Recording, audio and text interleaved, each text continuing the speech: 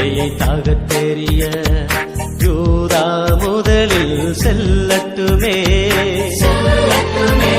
நம் தேசத்தின் நுகத்தை முறித்தெறிய துதிக்கும் வீரர் எழும்பட்டுமே.